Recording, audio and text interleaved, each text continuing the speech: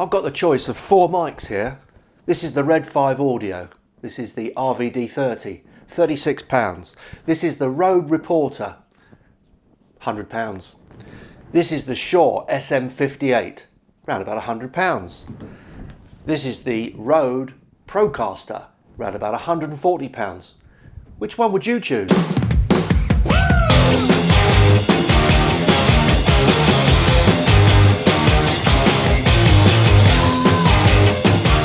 My kitchen is the worst room for audio, so in this place I'm going to need something that rejects room reverberation, because this is terrible. Even to my ears, this sounds terrible. So what I've done is I put myself in the worst room in the house, which is my kitchen, as I say, and I've put myself in the worst possible position.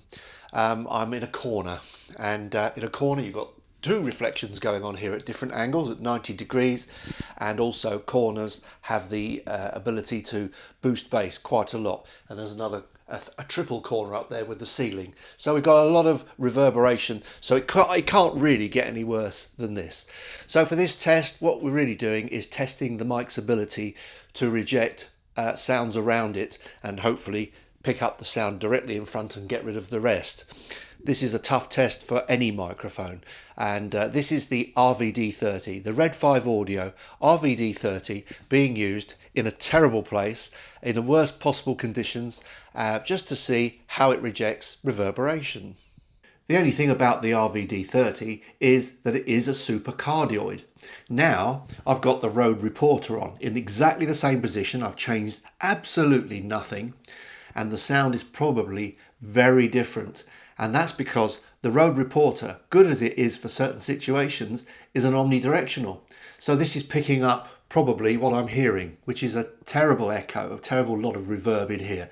And this is the sound of the Rode Reporter. Now the nice thing about the Rode Reporter is it's very unfussy about where you put it. You can just move it around and keep talking, and it generally picks up pretty good audio. But if you're in a room like this, I'm not sure I would choose this one. This one is the Shure SM58. Unlike the Rode Reporter, this is a cardioid. It's not a supercardioid as the RVD30 is, but this is just a straightforward cardioid. So it's basically picking up from the front, and there's hopefully not a lobe on the back. So this is the sound of the SM58 in exactly the same position with all this reverb going on, and hopefully it's rejecting as much as possible. Interestingly, although the RVD30 is called a supercardioid, I'm not certain it's a proper cardioid. I'm not certain because of its side rejection is slightly, it's not as good as I would have thought, but they're saying it's a supercardioid, so I'm presuming that it is. So this is the SM58, the Shure SM58, being used in the worst possible conditions. This hefty beast is the Rode Procaster. It's so heavy, so if you're carrying this one around, you've got an awful lot of weight. This is the heaviest out of the lot, and you really do feel it. I wouldn't want to be putting this on the end of a boom pole, to be sure. It's too heavy. But this is a cardioid microphone again, but it's slightly more expensive than the others. It's 50% more in terms of money. And the sound of the Procaster in a very nasty situation where we're trying to get audio with as little reverberation as possible.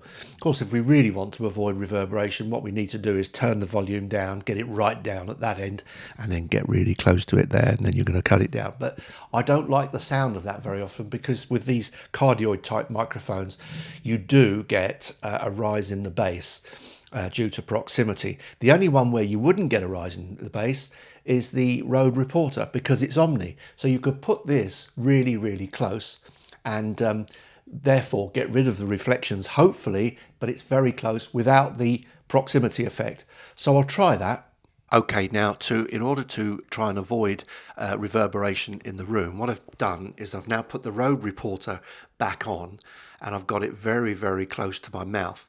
Being an omnidirectional microphone, it's not prone to it's not going to be picking up a load of bass from my voice because of proximity, because it's an omni. But if I speak lower, hopefully the reverberations are cut down, and the volume of my voice in comparison to the reverberations has changed. So my voice is much louder, and maybe with something like a Rode Reporter Omni, you can get it really, really close to your mouth without getting that proximity and lose a bit more of that reverberation. So, which microphone would you choose for a room like this? This is the sound of the RVD30 in a more normal situation, a front room where it's facing into me, lots of soft furnishings around me, hopefully no noise around me, not too much going on here. And this is how it would sound in a normal kind of environment. And this is the sound from the front, this is the sound from the side, this is the sound from the rear. This is the part where I think the lobe should take effect if it's a supercardioid. Back to the side and then back to the front again. That's the RVD30. This is the Rode Reporter, and this one is nice because you don't have to worry about where the microphone is. It's less prone to plosives. It doesn't have proximity effect, and so in that respect it's actually very useful. But because it's an Omni, it's going to pick more of the room up, which is a bit of a pity. So to compensate, you would normally have to put it a lot closer and speak quieter. But I'm just going to use it the same as the others for now in the front room. This is from the front, and as you would expect, this is from the side, and as you would expect, this is from the rear. This is the side and this is the front. The only thing is the rear might be slightly lower because the body itself is protecting the capsule from my voice, as it were. So there's a shield there, but it's an Omni, and it works fantastically well, but you've got to get it close if you want to get rid of external sounds. If I'm honest, this is my favourite microphone, and it's the Shure SM58. It's a cardioid, and it picks up from the front and rejects pretty well from the back. I do like the rejection on this microphone. It is good. And I also like, for some reason, I do like the sound with my voice, and maybe it's only me that would notice that rather than you, but I find that this mic generally makes me sound pretty good most of the time. The only thing is I do find it works better for me, and it's a more natural sound if I put it about a foot away from my mouth. 1 to 2 feet is better than putting it too close. I find when you get closer, that proximity effect can build up, and it can become a bit of a nuisance. Excuse me. But this is probably, I think, one of my favourites. One, because it's cardioid, it's got a good sound. And two, it's light and it's great for carrying around. So this is the SM58 from the front, SM58 from the side, SM58 from the rear, SM58 from the side, and we're back to the front again. Well, when people see this microphone, they think you're serious because this is such a hefty thing. It's like a club. It weighs a ton, really, in comparison to the other microphones. It's a very, very hefty microphone, and it's a cardioid, and of course, it's the Procaster. It's a good microphone. Again, I find give it a bit of space and it sounds a little bit better. To be honest, I'm not keen on the sound of microphones close. I don't like that sound. I like a little bit of air around my microphones if I can possibly get it. Get that air without getting too much of the room sound. So this is cardioid from the front, from the side, from the rear, from the side, and back to the front again. Now, in my experience, I found that the Procaster actually turns a little bit bassy on the rear, and so if you're in a reverberant room, I think that little bit of bass from the back can interfere with the front sound, and you get a bit more of a boomy sound, which is, Rode is renowned for making these microphones that can have a lot of beef in the lower range. And I think this one can do that if you're in a room that has got a lot of reverberation because of the rear end response. It's a good microphone, though. It does pick up really nicely from the front, and I like the sound of this one, as long as, again, you give it a bit of space to breathe. All of these microphones are built like tanks. They're all made in metal, they're tough as hell, and they will take a bashing because they are dynamics. Now, this is the RVD30 again, and the only thing I find with this one is the handling noise can be a little bit high, and I'm just tapping it now just to show you that you can become quite aware of handling noise. It's built well. They say it's a supercardioid. I think it's somewhere close to a supercardioid myself, but they're saying supercardioid. But if you're going to be using this around the place, sometimes it might be better to put it on a stand because of this business of the handling noise, which I do find sometimes a bit disconcerting if I'm recording with this one handheld. The Rode Reporter just seems to disappear into the shot because it's a very narrow mic, again, built superbly well, and it's very, very tough.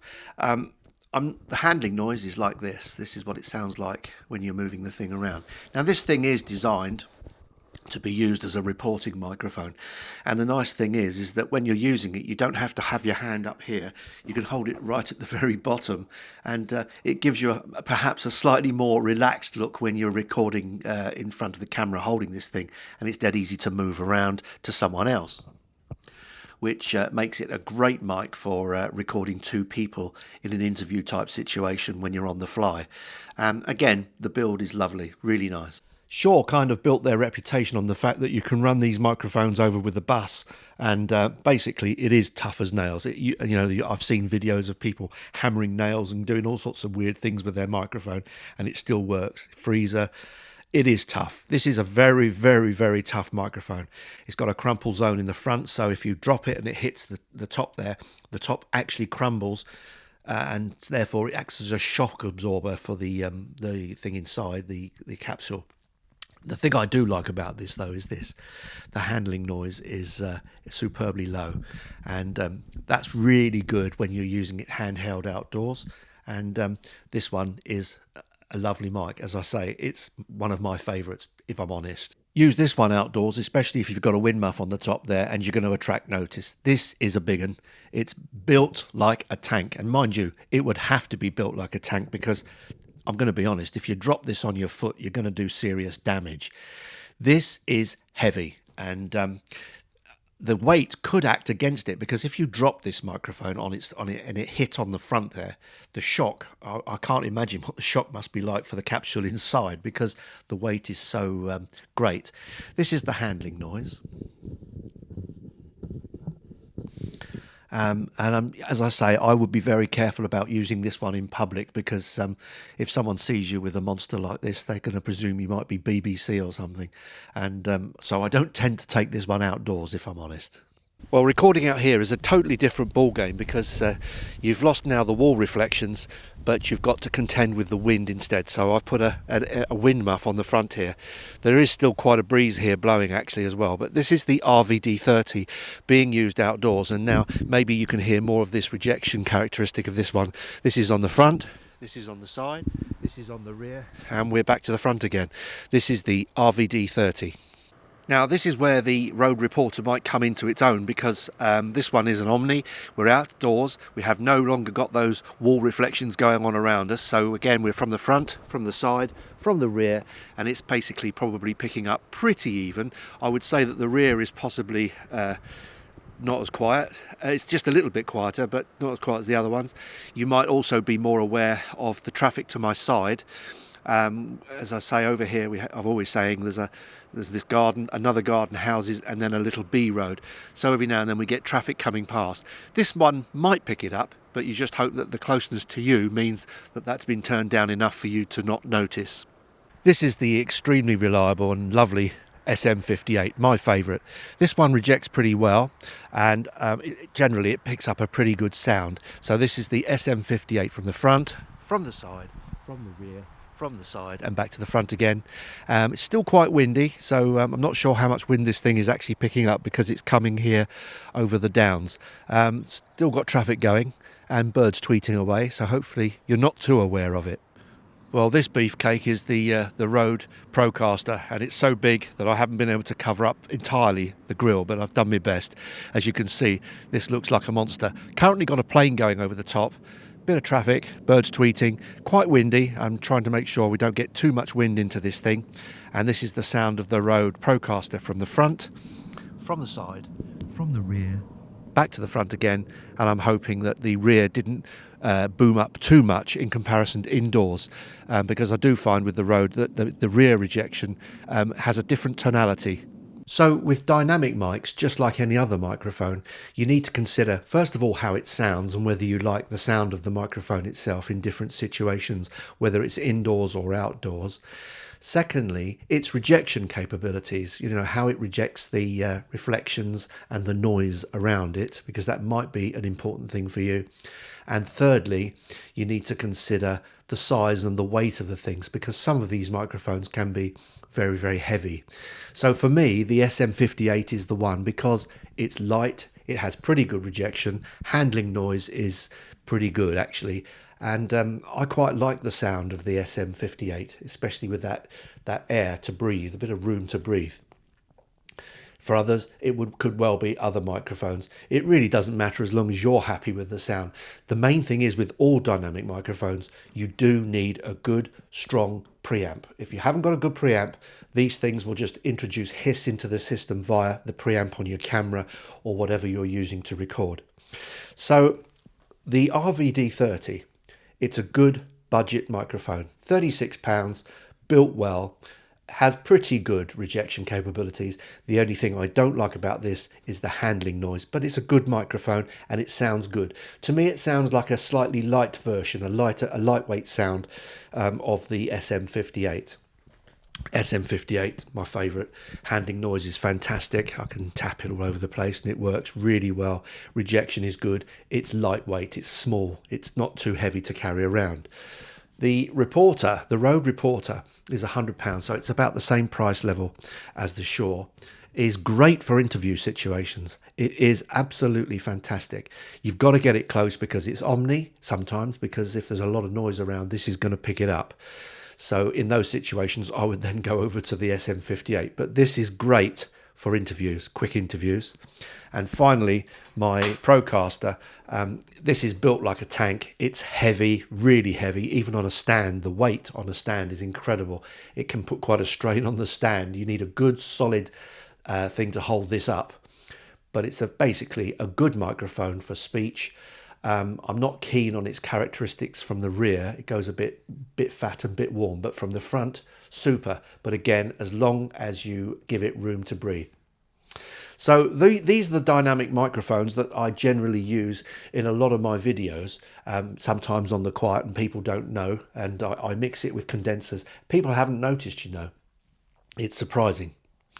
So consider dynamics if you're going to take with you a good portable preamp and you want something that's really solid and actually, to be honest, reliable. If you like my videos, please subscribe and I hope to see you next time. Cheers for now.